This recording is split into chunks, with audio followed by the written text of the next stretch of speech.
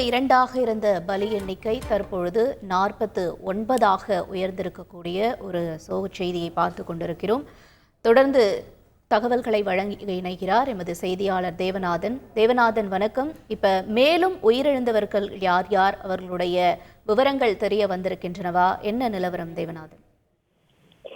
கள்ளக்குறிச்சி மாவட்டம் கருணாபுரத்துல நேற்று முன்தினம் இந்த விஷசாராயம் குடித்தவர்களுடைய உயிரிழப்பு துவங்கியது. காலையில் 4 பேர் உயிரிழந்த நிலையில தொடர்ந்து 100க்கும் மேற்பட்டோர் கள்ளக்குறிச்சி, சேலம், புதுச்சேரி, விழுப்புரம் உள்ளிட்ட மருத்துவமனைகள்ல அடுத்தடுத்து அனுமதிக்கப்பட்டாங்க. இந்த நிலையில தான் பார்த்தோம் அப்படின்னா இந்த உயிரிழப்பு எண்ணிக்கையானது தொடர்ந்து அதிகரிச்சுக்கிட்டே இருக்குது. நேற்று இரவு வரை 42 பேர் உயிரிழந்த நிலையில இன்று காலை 7 பேர் உயிரிழந்திருக்காங்க. இதன் காரணமாக இந்த பலி எண்ணிக்கையானது 49ஆக உயர்ந்திருக்கிறது. இன்று காலை பார்த்தோம் அப்படின்னா இந்த கருமாரபுரத்தை சேர்ந்த நாகப்பிள்ளை மற்றும் ராஜா, பாலு, சோலைமுத்து உள்ளிட்ட 7 பேர் உயிரிழந்திருக்கிறாங்க.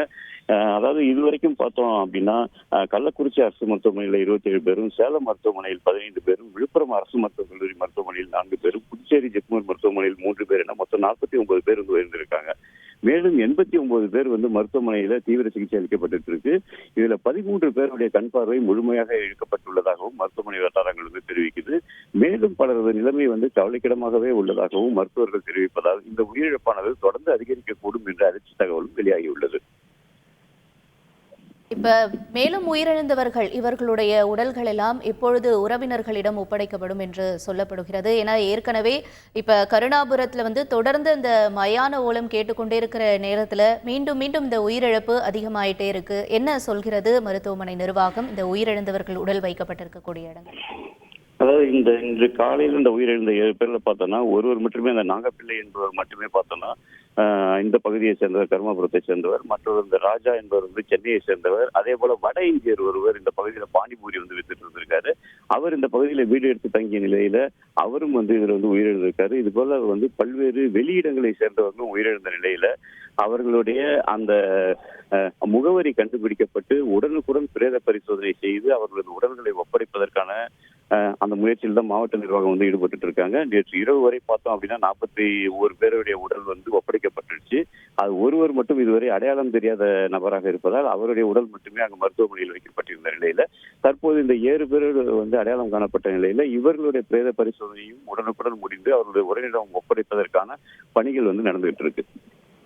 இப்ப நீங்க குறிப்பிட்டிருந்தீங்க, அதாவது மற்ற இடங்கள்ல இருந்தவங்களுடைய உயிரிழப்பும் அதிகமாயிட்டு இருக்கு அப்படின்னு. இப்ப சென்னையில சேர்ந்தவங்க ஒருத்தவங்க அப்படின்னும் பொழுது என்ன காரணத்துக்காக இவங்க அங்க கள்ளக்குறிச்சிக்கு வந்ததாக சொல்லப்படுகிறது? அவர்கள் உறவினர்கள்லாம் அங்க வந்திருக்காங்களா? அவங்களுடைய தரப்புல என்ன சொல்லப்படுது? அதாவது தொழில் ரீதியாக இந்த பகுதியில் நிறைய பேர் தங்கியிருக்காங்க. இந்த கருமாரபுரம் என்றது பார்த்தோம் அப்படின்னா ஒரு சிறிய பகுதியாக இருக்கிறது. அதாவது இந்த பகுதியில பார்த்தோம்னா கூலி தொழிலாளர்கள், சுமத்துக்கும் தொழிலாளர்கள் போன்றவர்கள் தங்கியிருக்கிறதால இந்த பகுதியில பார்த்தோம்னா இந்த பகுதி மக்கள் மட்டும் இல்லாமல் இந்த பகுதியில தொழில் ரீதியாக வந்தவர்களும் இந்த பகுதியில சிறிய அளவுல வீடுகள், அதாவது 1000 ரூபாய், 2000 ரூபாய் இந்த தொகையில் தான் இங்க வீடு வாடகைக்கு இல்லாத சிறிய சிறிய வீடுகள் வாடகைக்கு இருக்கிறதால அந்த தொழில் ரீதியா வந்தவங்க நிறைய பேர் இங்க தங்கியிருக்காங்க. பட் எல்லாமே இவங்க கூலி தொழிலாளி அப்படின்ற காரணத்துல பார்த்தோம் அப்படின்னா அதிகாலை 3 மணிக்கே எஞ்சி இவங்க பணிகளுக்கு போகும்போது அந்த பகுதியில் இந்த சாராய கடை இருக்கிறதால அங்க வாங்கிக்கிட்டே போய் பணி செய்யறதுல அவங்க அதை குடிச்சிட்டு இதுமாரி பணியில ஈடுபடுறதும் நடந்துட்டு இருக்கு. இந்த நிலையில தான் அன்றும் அதாவது நேற்று முன்தினமும் காலையில 6 மணி, அதாவது காலையில 3 மணி முதலே இந்த சுமைதூக்கும் தொழிலாளர்கள் அந்த பகுதியில போய் இந்த சாராயத்தை வாங்கியிருக்காங்க. வாங்கி அவங்க எடுத்துட்டு போய் பணியில இருக்கும் போதே குடிச்சிருக்கிறாங்க. அதை குடிச்சிட்டு அதன் பிறகுதான் இது போன்ற ஒருவர் பின் ஒருவராக மருத்துவமனையில் அனுமதிக்கப்பட்ட நிலையில தற்போது இந்த உயிரிழப்பானது தொடர்ந்து அதிகரித்த வண்ணமே இருக்கிறது.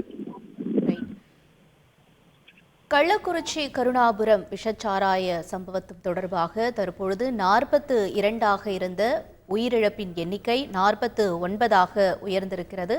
ஏற்கனவே உயிரிழந்தவர்களுடன் சேர்த்து தற்பொழுது இன்று காலை 7 பேர் வரை உயிரிழந்திருப்பதாக தகவல் வெளியான நிலையில் கிட்டத்தட்ட 50ஐ தொடுமா என்ற ஒரு சோக செய்தியாக பார்த்து கொண்டிருக்கக்கூடிய ஒரு சூழல் உருவாகியுள்ளது. 49ஆக உயர்ந்திருக்கிறது பலி எண்ணிக்கை. இது கள்ளக்குறிச்சியில் அந்த பகுதியில் வசிப்பவர்கள் மட்டுமல்ல, மற்ற இடங்களிலிருந்து தொழிலுக்காக வந்தவர்களும் இந்த விஷச்சாராயத்தை பருகியதால் உயிரிழப்பு என்பது நிகழ்ந்திருப்பதாக நமக்கு முக்கிய தகவல்கள் எல்லாம் வெளியாகி இருக்கிறது. நேயர்களே, எப்பொழுதும் பரபரப்பாக காணப்படும் இந்த கருணாபுரமானது இன்று மயான அமைதி கொண்ட ஒரு பகுதியாக காட்சியளிப்பதாக அங்கிருப்பவர்கள் எல்லாம் கூறியதை நாம் கேட்டோம்.